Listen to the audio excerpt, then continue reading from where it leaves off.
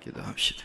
하나님, 오늘도 말씀 가운데서 저희들을 찾아와 주시고 예배하신 은혜와 복으로 먹여주심을 감사드립니다. 성령 하나님, 저희 각자를 오늘도 친히 감동하심으로 우리의 눈이 밝아지고 귀가 열려지게 하셔서 하나님의 말씀을 잘 알아듣고 하나님의 계획과 뜻을 밝히 깨달아서 하나님이 성경을 통해 약속하신 모든 은혜와 복을 온전히 누리며 실현하며 사는 복된 하나님의 백성들 되게 하여 주시옵소서. 종의 입술을 통하여 주님이 친히 우리 각 개인과 가정을 향하여 말씀하시며 하나님의 역사를 이루어 주시옵소서. 예수님의 이름으로 기도하옵나이다. 아멘. 설 연휴를 지나고 있는데 어떻게 떡국은 많이 드셨습니까?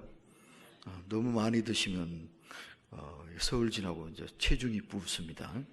살 빼려고 고생하셔야 되니까 적당하게 절제하시면서 음식도 즐기셔야 될 것 같아요. 이 명절이 우리에게 있다는 것은 참 여러 가지로 감사하고 또 의미 있는 일인 것 같습니다. 우리 조상들이 좋은 전통을 우리에게 물려줘서 정말 바쁘게 살잖아요. 그런데 명절이 되면 다 같이 단체로 온 나라가 함께 일을 내려놓고 잠시라도 쉴 수 있게 된다. 이것도 하나 의미 있는 일인 것 같고요. 그리고 특히나 가족들끼리 또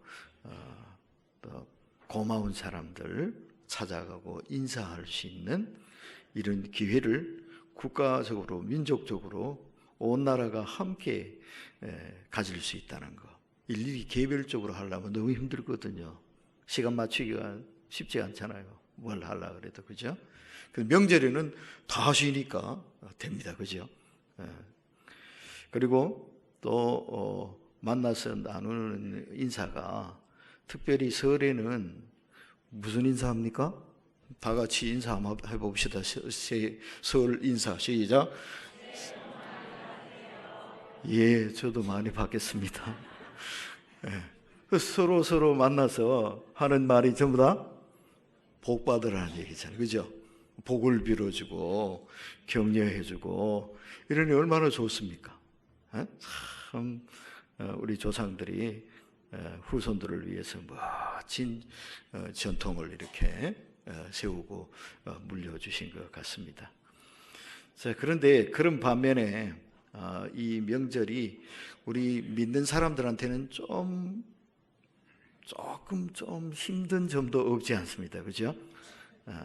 다 믿는 집안은 별 문제 없는데 반쪽밖에 안 믿는 집안은 참 불편하고 힘든 그런 상황이 벌어지는 게 또 명절이죠.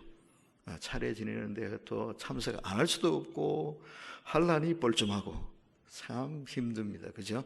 그래도 이제 시대가 많이 바뀌어서 좀 옛날 같지는 않습니다만은 아직도 그렇죠. 그죠?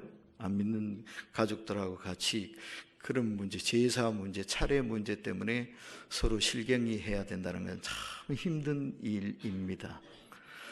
자, 그래서 까딱 잘못하면 명절이 분란이 나는 싸우는 그런 언짢아지는 가족들끼리 언짢아지는 그런 환경도 되어버릴 수 있고요. 그렇다고 또 그냥 거기에 맞추자니 신앙인이 양심을 저버리는 일을 또 해야 되니 이것도 안 되고, 그죠? 참 어렵고 힘든 일이 되는 것도 사실입니다. 이것을 어떻게 지혜롭게 잘 극복해 나가느냐 참 중요한 과제이기도 한데요.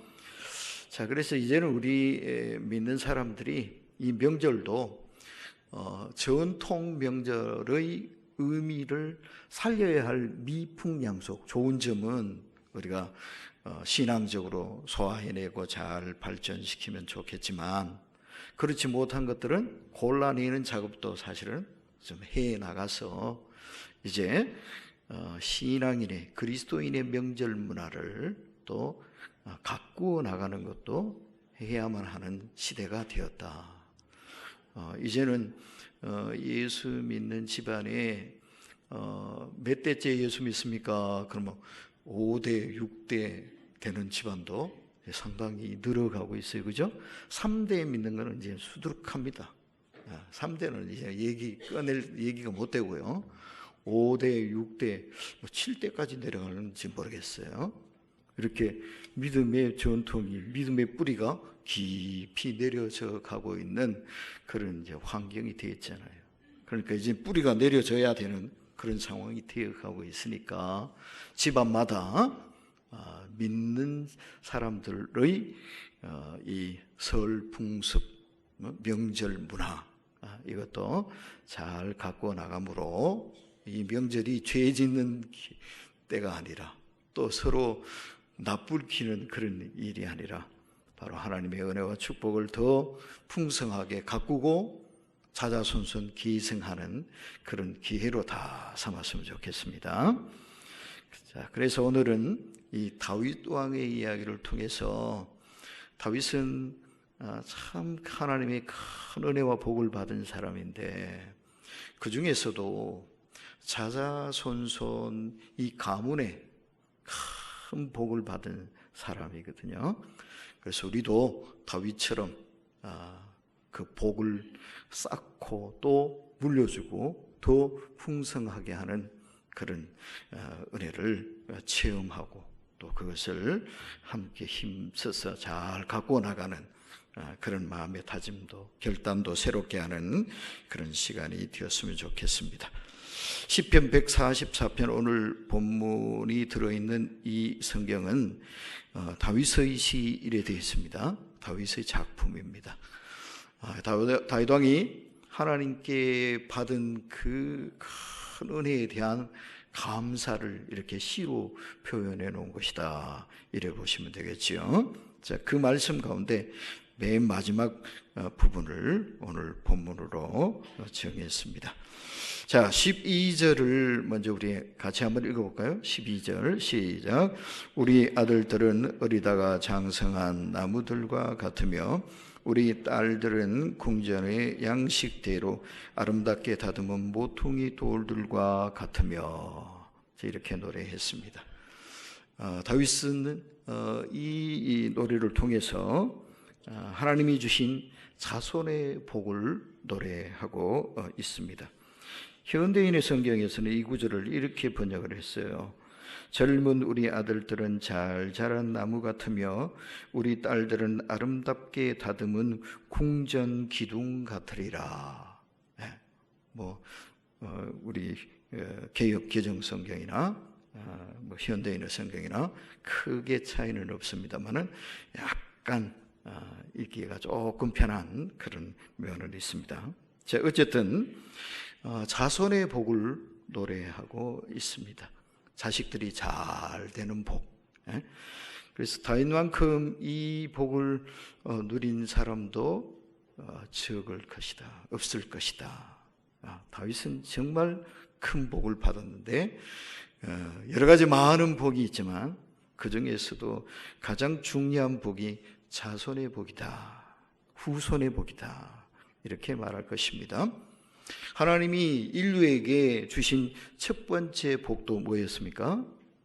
하나님이 사람을 만드시고 복을 내려주셨는데 뭐라고 말씀하셨죠?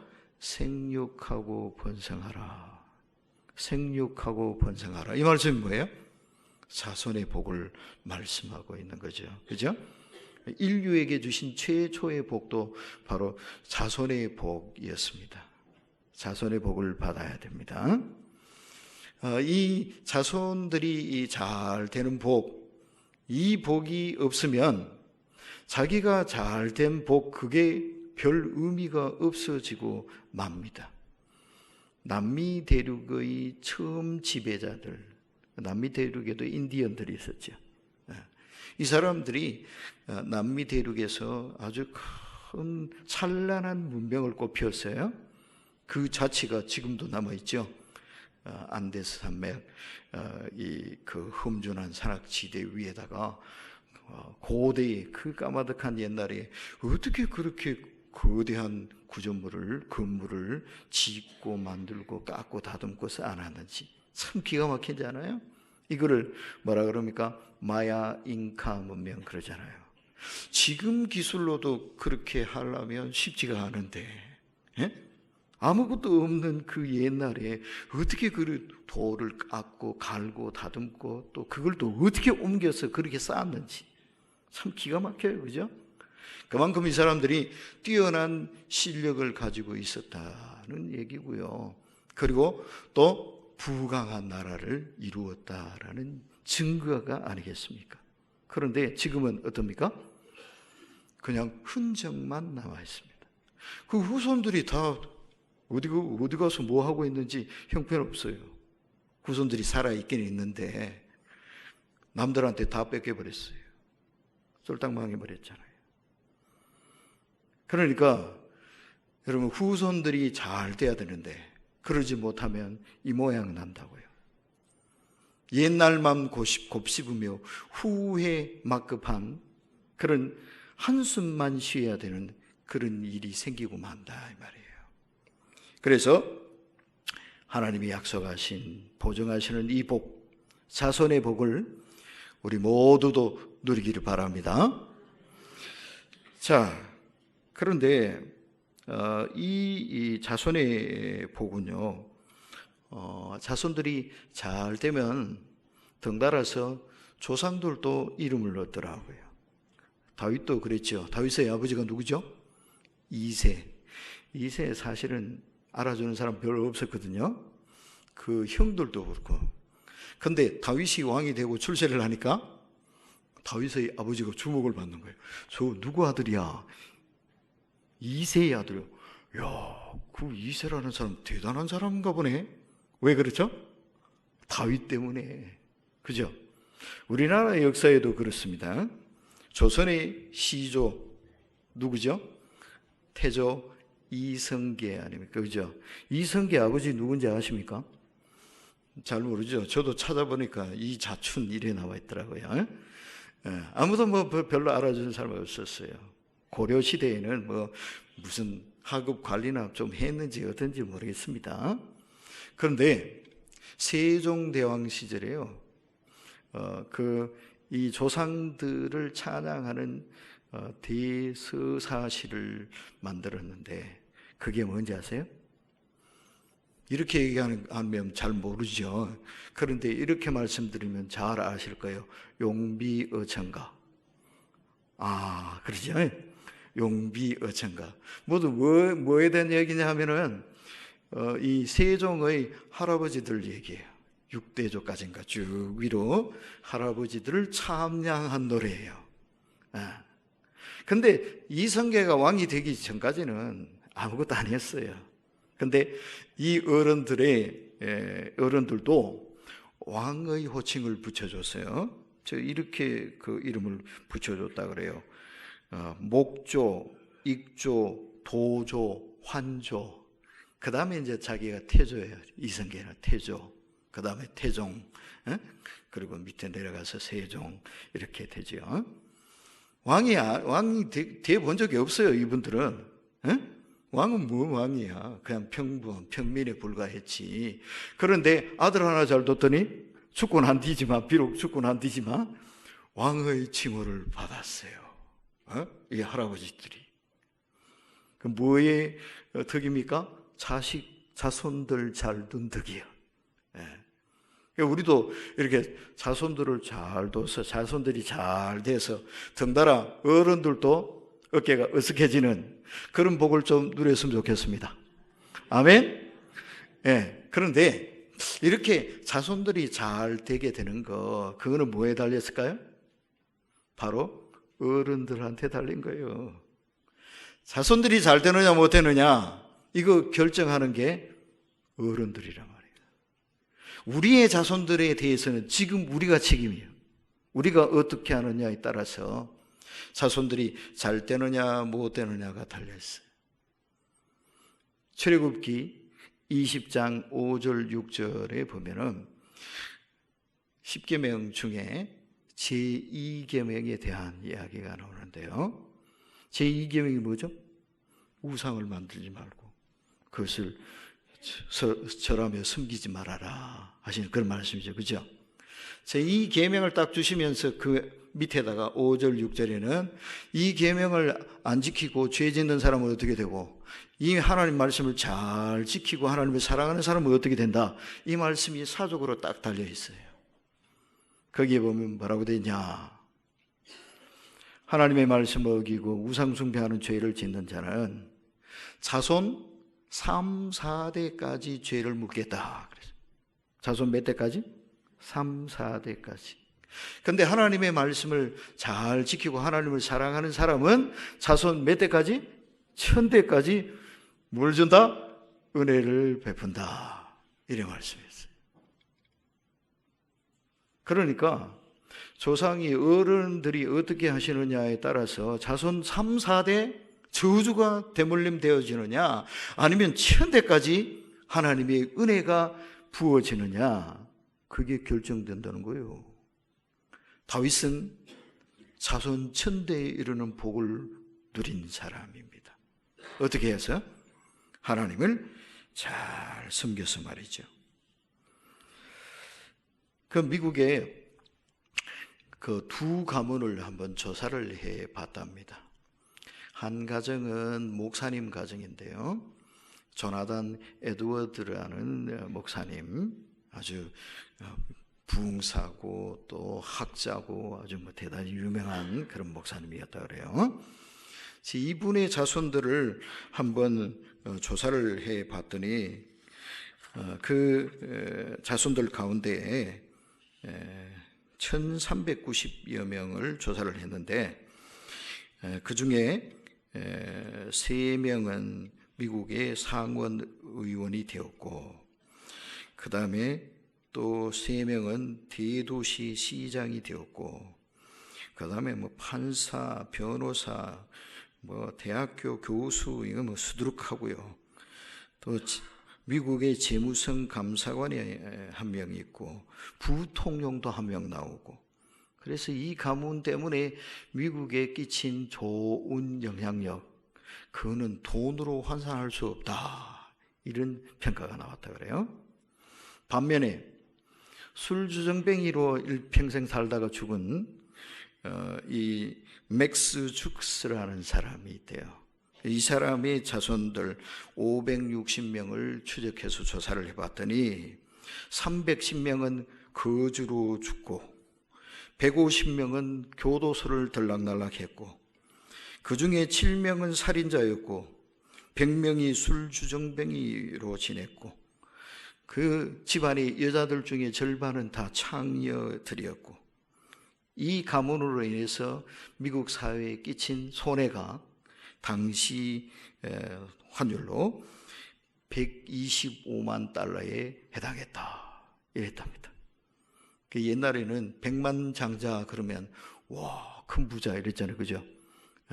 이 집안 때문에 이 나라에 끼친 손해가 100만 달러를 넘었다 하는 이런 얘기가 있다고 그럽니다. 그러니까 우리가 이 어른의 자리, 조상의 자리를 어떻게 잘 지키느냐 하는 것이 개인의 문제가 아니라 가문의 문제예요. 한 가정의 문제가 아니라 한 나라의 문제일 수도 있다 하는 이것을 알려주는 한 사례라 하겠습니다. 그래서 우리도 믿음으로 하나님 말씀 잘 지키고 하나님을 사랑하며 살아서 하나님이 주시는 은혜와 복이 자손 1000대까지 이르는 그런 큰 복의 주인공들이 다 되기를 주님의 이름으로 축복합니다. 자, 그 다음에 13절에 보시면요, 이런 말씀을 이 다윗이 노래하고 있습니다. 우리의 곳간에는 백곡이 가득하며 우리의 양은 들에서 천천과 만만으로 번성하며, 또 14절 우리의 수소는 무겁게 실었으며, 이렇게 되어 있습니다. 자, 이 부분은 또 이렇게도 이제 번역이 가능한데요. 우리 창고에는 온갖 곡식이 가득하며 우리 양은 들에서 1000마리 10,000마리로 불어나고 우리의 수소는 무거운 짐을 실었다. 이렇게 노래하고 있습니다. 이 말은 무슨 얘기겠습니까? 한마디로 말하면 산업이 융성한다, 사업이 번창한다, 이렇게 말할 수 있겠습니다. 하는 일들이 다 잘 되었다 이 말입니다. 가업이 날로 날로 번성하고 번창하고 하는 일마다 대박이 터져서 그냥 복이 쏟아졌다라는 그런 말씀이 되겠습니다.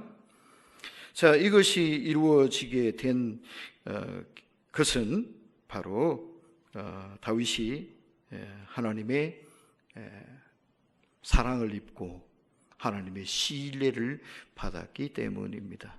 다윗의 생애를 특징 짓는 성경의 표현으로 제가 종종 말씀드리는 거죠. 다윗이 어디로 가든지 여호와께서 이기게 하시니라. 다윗은 가는 데마다 다 싸워서 이겼습니다. 전쟁을 하고 해서 진 적이 없어요. 놀라운 일이에요. 백전백승. 싸웠다 그러면 늘 이겼습니다. 이게 어떻게 된 일이겠습니까? 하나님이 다윗과 함께 하시고 다윗을 위하여 친히 싸워주셨기 때문이다 라는 말씀입니다. 그래서 이렇게 하나님이 지키시고 하나님이 돌보시고 하나님이 복 주시는 사람은 누구도 해칠 수 없다라는 것을 성경은 분명히 말씀하고 있습니다. 다윗의 조상 가운데 이삭 있죠. 이삭은 참 얌전한 사람이에요. 온순한 사람이에요. 뭐 싸움 이런 거 할 줄 모르는 사람이잖아요. 그래서 이 이삭이 우물을 파놓으면 이 본토배기들이 텃세를 부려서 와서 우물을 메워버리고 또 빼앗아버리고 그래서 늘 쫓겨났어요. 그게 한두 번이 아니에요. 우리 같으면 성질나서 한번 멱살 잡고 한판 붙자. 네가 죽냐 내가 죽냐 하고 싸워서 지켜보려고 그럴 텐데 이 이삭은 그냥 계속 쫓겨났어요. 이래가지고 뭐 되겠습니까? 어떻게 살아남겠습니까? 그 살벌한 정글과 같은 상황 속에서. 옛날에는 주먹이 법이잖아요. 그죠? 힘센 놈이 살아남는 거지 뭐 착한 사람이 살아남는 게 아니잖아요. 그런 험악한 세상 속에서 야, 이 이삭 이렇게 살아가지고는 못 베기겠다. 이게 망한다. 다 그래 생각했는데 결국은 어떻게 됐습니까? 하나님이 복을 주시니까 그렇게 쫓겨다니는데도 그의 소출이 100배나 되었더라 그러시잖아요. 그리고는 결국 그렇게 이삭을 괴롭히던 사람들이 자기 발로 찾아와서 이삭한테 부탁을 하잖아요. 당신이 우리를 공격하지 않겠다고 약속을 해 주십시오. 이삭이 언제 공격한 적 있어요? 없잖아요. 근데 자기들이 찾아와가지고 이삭한테 우리를 해치지 말아달라고, 우리를 공격하지 말아달라고 부탁을 해요. 희한한 일이 벌어졌어요. 그죠? 왜 그렇게 됐을까요? 이삭이 두려워지기 시작했다는 얘기예요. 왜 두려울까요? 자기들 눈에도 보이더라는 거예요. 뭐가 보였을까요? 이 사람들이 이렇게 얘기하잖아요. 당신은 여호와께 복을 받은 사람입니다. 자기들이 봐도 보이더라는 거예요. 이거는 하나님이 지켜주지 않으면 이렇게 될 리가 없다는 거예요. 이 이삭이 우리가 그렇게 쥐잡듯이 잡았는데 이게 성공하고 잘 될 수가 없다는 거예요. 이야, 이 사람은 건드리면 큰일 나겠다. 하나님이 딱 지키고 계신 거죠. 그 이삭의 아들 야곱도 그렇잖아요.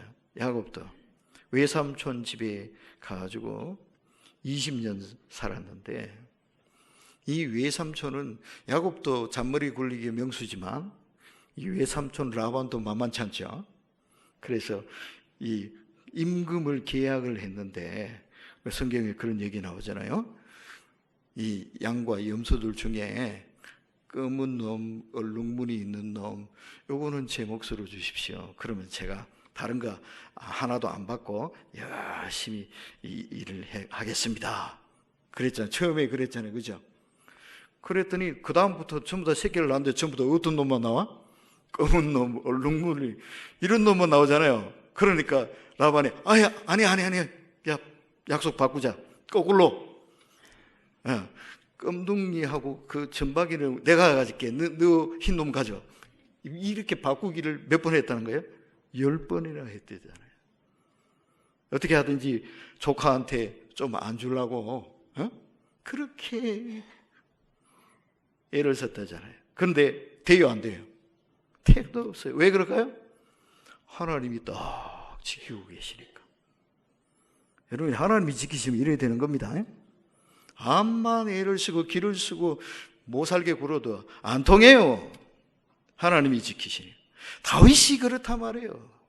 하나님이 지키시니까 이 사람은 어떻게 해볼 수가 없어요. 사울이 온 나라를 동원해서 잡으러 가도 못 잡아. 어림없어. 우리가 바로 이런 복의 주인공이 되어야 될 줄 믿습니다. 그것은 무엇 때문에 그렇습니까? 하나님의 말씀을 잘 듣고 따랐기 때문입니다. 지난주에 우리가 신명기 28장 말씀 나눴잖아요.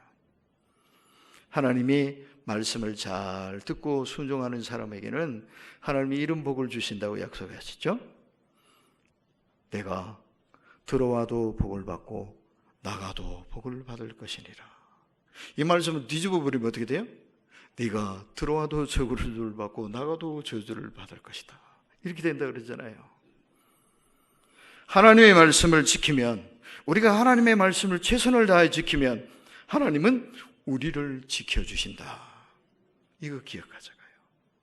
시대가 어렵습니다. 환경이 어렵습니다. 능력이 안 됩니다. 이런 것보다 더 중요한 게 하나님의 은혜입니다. 하나님이 지켜주시면 됩니다. 하나님이 복을 주시면 됩니다. 어려워도 됩니다. 환경이 어려워도 그것이 문제가 되지 않도록 하나님이 만들어 주신다 이 말입니다. 그리고 마지막 14절 뒷부분에 보시면요, 또 우리를 침노하는 일이나 우리가 나아가 막는 일이 없으며 우리 거리는 슬피 부르짖음이 없을진대, 이렇게 써 있습니다. 이 말씀은 좀 다르게 읽어볼 필요가 있어요. 우리가 침략을 당하거나 포로로 잡혀가는 일이 없겠고 거리에서 부르짖는 소리가 없으리라. 그러니까 뜻이 좀 더 명확해졌죠? 뭔 소리예요? 공격을 당하지 않는다. 그리고 또 뛰어나가서 그걸 막느라고 고생을 하지 않는다. 전쟁이 없다 이 말입니다. 다시 말하면 전쟁이 없는 태평성대의 시대가 열려진다 이 말입니다. 다윗의 시대가 결국은 그렇게 됐죠. 전쟁이 이제 더 이상 다윗이 나가서 싸울 필요가 없는 정도가 딱 돼버렸습니다. 덤빌 자가 없는 안정된 나라, 탄탄한 이 나라가 건설되어지게 되었다 이 말이에요. 하나님을 사랑하고 하나님을 위해서 자신의 모든 것을 다 걸었고, 또 그리고 하나님을 위해서 가장 좋은 것, 가장 먼저 하나님을 앞세우고 하나님 위에 살았던 다윗을 하나님도 끔찍이 위하시고 사랑하시며 지켜주시고 복을 내려주셨기 때문에 그렇습니다. 항상 다윗은 하나님을 앞세웠습니다. 결국은 그러면 어떻게 됐느냐? 다윗이 이기는 것은 곧 하나님이 승리하시는 거고요. 다윗이 영광을 받으면 그것은 곧 하나님이 영광을 받으시는 일이 되었다 말이에요. 거꾸로 다윗이 잘못되면 하나님이 욕을 잡수시는 거예요. 에이, 하나님은 저것도 못 지켜줘. 이래야 된단 말이에요. 에? 왜? 다윗이 하나님을 그렇게 신뢰하고 믿고 의지하고 따랐기 때문에 그래요. 그러니까 하나님이 다윗을 안 도와주시면 안 돼. 예? 다윗이 망신당하면 이거면 하나님이 우스워지는 거예요. 저렇게 하나님을 사랑하는데, 하나님을 믿는다 그러는데 하나님이 저거 하나 못 도와주시고 못 지켜주시면 뭐 하나님이야? 이래야 된단 말이에요. 그러니까 이 다윗은 자신의 모든 삶이 하나님의 영광을 나타내도록, 자신을 통해서 하나님의 영광을 받으시도록 그렇게 하나님을 신뢰하고 하나님의 말씀을 의지하고 믿음으로 살았다라는 얘기입니다. 이런 다윗을 하나님이 지켜주시고 이 다윗을 통해서 하나님의 나라와 뜻이 이루어져 가게 하셨다라는 얘기예요. 하나님이 가지신 분명한 원칙이 있습니다. 사무엘상 2장 30절 하반절에 보면 하나님이 이렇게 선언하셨어요. 나를 존중히 여기는 자를 내가 존중히 여기고 나를 멸시하는 자를 내가 경멸하리라. 이게 하나님의 원칙입니다. 하나님을 존중하는 자를 하나님도 존중히 여겨주고, 하나님을 멸시하는 자는 나도 그를 경멸하리라. 이게 하나님의 원칙이다 이 말이에요. 우리도 하나님을 최고의 자리에 모십시다. 하나님을 가장 먼저 섬깁시다. 그러면 하나님도 우리를 가장 먼저 사랑하시고 복 주실 줄 믿습니다. 다윗이 그래 살았단 말이에요. 그래서 이 다윗의 노래는 단순한 노래가 아니라 저는 이렇게 생각을 해요. 이것은 다윗의 간증이다. 하나님이 나에게 이런 복을 주셨습니다. 나는 이런 하나님이 너무 자랑스럽고 감사합니다. 이 하나님의 은총 안에 사는 나는 너무나 행복합니다. 이걸 이렇게 시로 노래하고 표현했다라는 얘기예요. 우리도 다윗처럼 믿음으로 살고 하나님을 우리의 삶의 가장 소중한 자리에 모시고 하나님의 영광에 살아가면 하나님이 우리의 삶을 붙들어 주시고 우리 때문에 우리 자손들도 대대로 복을 받게 하시고 우리 때문에 나라도 안정되고 평안하게 하시고 우리가 하는 모든 일들 우리가 가는 곳곳에서 이기게 하시고 열매 맺게 하시고 모든 것들이 순조롭게 잘 되어서 들어와도 복을 받고 나가도 복을 받는 하나님의 은총의 주인공으로 만들어 주실 줄 믿습니다. 올 한 해를 바로 이런 하나님의 은혜의 손길에 붙들려 사는 거룩하고 행복한 한 해로 꼭 갖고 나가도록 합시다. 기도하겠습니다. 하나님, 살아계심을 믿습니다. 전에도 살아계셨고 지금도 살아계시고 앞으로도 살아계셔서 말씀대로 순종하며 말씀 따라 사는 사람들을 지키시고 그들을 통해서 영광 받으심을 믿습니다. 다윗을 통해서 영광 받으시고 하나님의 뜻이 이루어지게 하셨듯이 오늘 저희들을 통하여서도 그렇게 하시옵소서. 우리의 가정이 잘 되기를 원합니다. 우리의 자손들이 자자손손 하나님의 복을 받고 번성하기를 원합니다. 저희들로 인하여 이 민족이 복을 받고 이 나라가 평안해지기를 원합니다. 하나님의 권능의 손으로 붙으시고 저희로 말미암아 하나님이 영광을 받으시옵소서. 예수님의 이름으로 기도하옵나이다. 아멘.